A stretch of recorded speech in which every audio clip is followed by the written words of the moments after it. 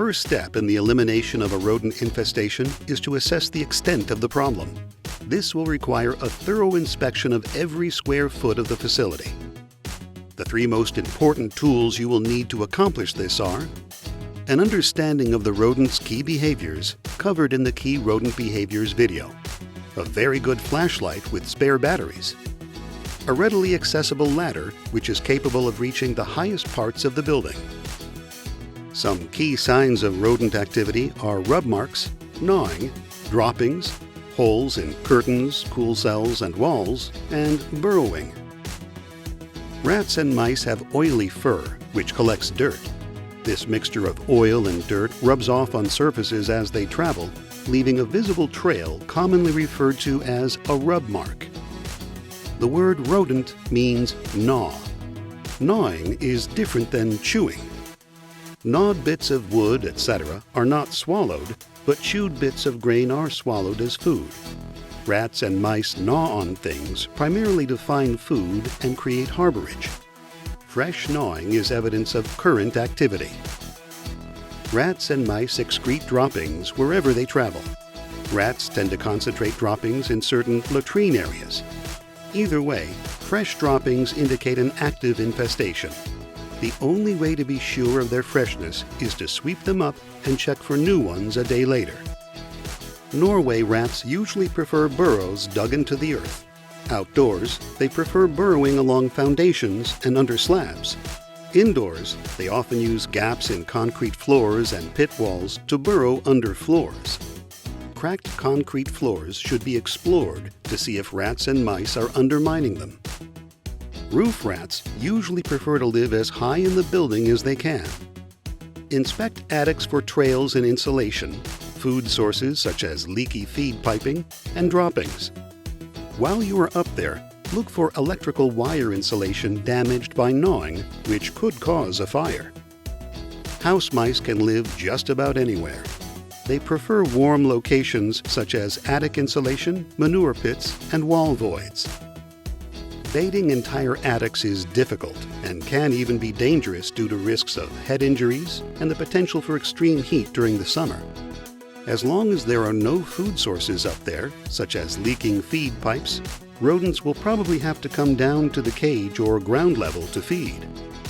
Intercept them where conduits and pipes protrude through the ceiling. It is also possible for them to jump from openings and baffles above cages to the cages below, and if the cages are close enough, to leap back up to return to the attic. Keep in mind, Darkling beetle larvae can provide a food source for rodents, especially mice, in attics, manure, and wall voids. Effective Darkling beetle control will reduce food sources in inaccessible areas. Often, livestock such as swine and poultry can make traveling on the floor very hazardous for rodents. They will adapt and use cages, pen walls, fencing, piping, conduits, wires, cables, rafters, studs, and any other horizontal or vertical element to get from their harborage to food and back. Rats and mice are, by nature, nocturnal animals. An effective inspection technique to gain better understanding of the rodent population in and around a building is to perform routine nighttime inspections, about an hour or so after dark. In a rodent population, the dominant animals get the preferred feeding times. Subordinate rodents may be forced to forage during the daytime. This often indicates a heavy infestation. If a night inspection is not possible, use trail cameras to monitor areas where rodents may be active during the nighttime hours. Choose cameras which have an infrared flash and a trigger speed of 1/4 second or less. New technology has made it possible to monitor multiple cameras from your computer or smartphone. When it comes to placing bait stations, do not expect the rodents to go out of their way to find them. Put them as close as possible to places where the rodents will encounter them based on the results of your inspection and monitoring efforts. Also keep in mind, rodenticide labels require bait to be placed in areas inaccessible to children and non-target animals, or in tamper-resistant bait stations. Boot Hill pellets or Renegade meal bait can be spooned directly into rat burrows. Renegade meal bait can also be placed in egg flats in areas inaccessible to non-target animals. Fast draw, revolver, and cannon soft bait, or ombre or boot hill mini blocks can be secured in inaccessible voids with 17-gauge aluminum electric fence wire, zip ties, or headless finish nails.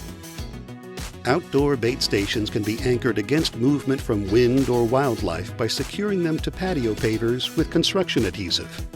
They can also be secured to fence posts with zip ties or U-bolts. Or consider Aegis RP anchor bait stations. They are manufactured with a custom-fitted 12-pound concrete anchor. They are likely to be more economical than DIY methods of anchoring. As bait station placements will vary between farms due to different surroundings and environments, your Liphatech representative can further explain bait station placement recommendations for preventive programs once infestations have been eliminated. It doesn't matter how many bait stations you have or how well they are placed if they are empty or if the bait inside is stale, spoiled, or moldy. Remember, rodents can be picky eaters, especially if they have tons of fresh livestock feed around. Here are a few rules of thumb to remember, as these are the most common problems we see when assessing on-farm rodent control programs. If you encounter an empty bait station, your first thoughts should be, I need to check the bait stations more frequently to ensure there is an uninterrupted supply of bait so that every rodent gets a lethal dose. And I need to increase the amount of bait in the station. However, do not exceed the maximum amount of bait allowed by the label. This is critical, as rodents can reproduce extremely fast. Even if bait remaining in a station looks good but is 2 months old, it is probably at least starting to get stale and should be replaced with fresh, good-tasting material. For more information, contact your Liphatech sales representative or visit liphatech.com.